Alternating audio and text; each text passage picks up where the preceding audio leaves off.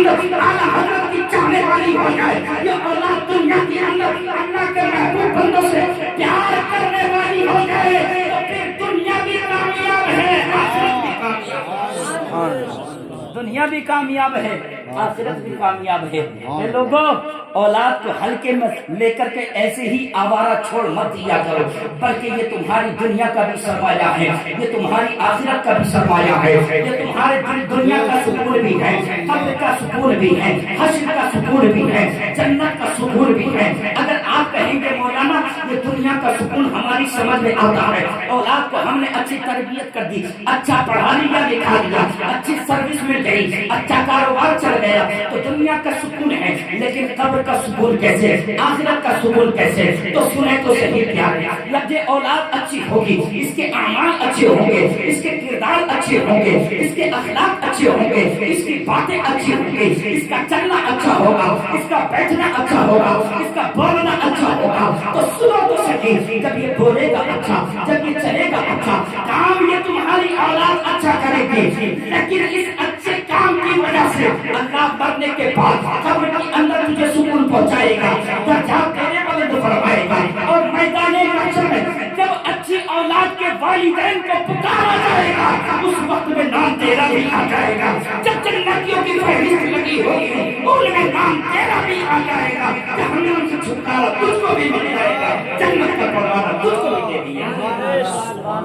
اپنی اولاد کی پرورش اچھی کرو، اپنی اولاد کو اچھی تربیت دو، اپنی اولاد کی دیکھ بھال اچھی کرو۔ ہم سمجھتے ہیں کہ اولاد ہو گئی، بولنے کے قابل ہو گئی، اب ہماری کیا ذمہ داری، ہم چلے باہر کمانے کے لیے۔ نہیں نہیں پیارے، جہاں ہمارے اوپر ذمہ داری روٹی اور کپڑے کی ہے، وہی ہماری ذمہ داری یہ بھی بنتی ہے کہ ہماری اولاد پڑھ رہی ہے یا نہیں پڑھ رہی ہے، ہماری اولاد بیٹھ کس کے پاس میں رہی ہے، ہماری اولاد کھیل کس کے پاس میں رہی ہے، ہماری اولاد آ جا کس کے ساتھ میں رہی ہے۔ اگر ان کے ساتھی اچھے ہیں تب تو ٹھیک ہے، اگر ان کے ساتھی اچھے رہے تو ہماری ذمہ داری یہ بنتی ہے کہ ہم اپنی اولاد کو سمجھائیں، اگر سمجھنے سے ہماری اولاد باز آ جائے اچھی بات ہے، ورنہ پھر ان کو ڈانٹ کر کے، ڈپٹ کر کے، ان کو مار کر کے ان سے الگ کر دے، کیونکہ یہ ہماری ذمہ داری بنتی ہے۔ اللہ نے قرآن مجید کے اندر خود ارشاد فرمایا، 28ویں پارے کے اندر اللہ ارشاد فرماتا ہے،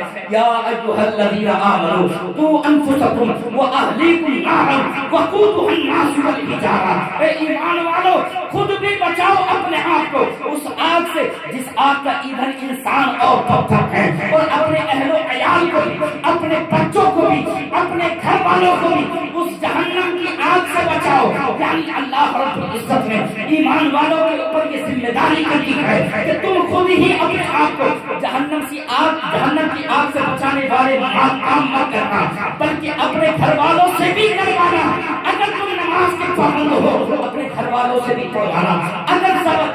زکات ادا کرنے والے تم ہو اپنے گھر والوں کو بھی اس کی تعلیم دے دینا۔ اگر دنیا کے اندر شراب کی بے حرمتی اور زنا کی بے حرمتی کے بارے میں تم جانتے ہو تو اپنے گھر والوں کو بھی اس تعلیم سے آراستہ کر دینا، یہ تمہاری ذمہ داری ہے۔ اگر تم نے ان کو بتا دیا کہ شراب کیا ہے، جوا کیا ہے، بری عادتیں کیا ہے، ان کے نقصانات کیا ہے، تو پھر سنو، تمہاری اولاد بھی اسی طرح سے نفرت کرے گی جیسے تم بری چیزوں سے نفرت کر رہے ہو۔ تمہاری اولاد بھی اچھے کاموں کی عادی بن جائے گی جس طرح سے تم اچھے کاموں کے عادی بن گئے ہو۔ تمہارے اولاد بھی اچھے کام کرے گی جس طرح سے تم کام کر رہے ہو، کرنے پہ تم کو بھی سلام ملے گا، بعد مرنے کے تمہاری اولاد کو بھی سلام ملے گا۔ حضرات، باتیں بے شمار ہیں،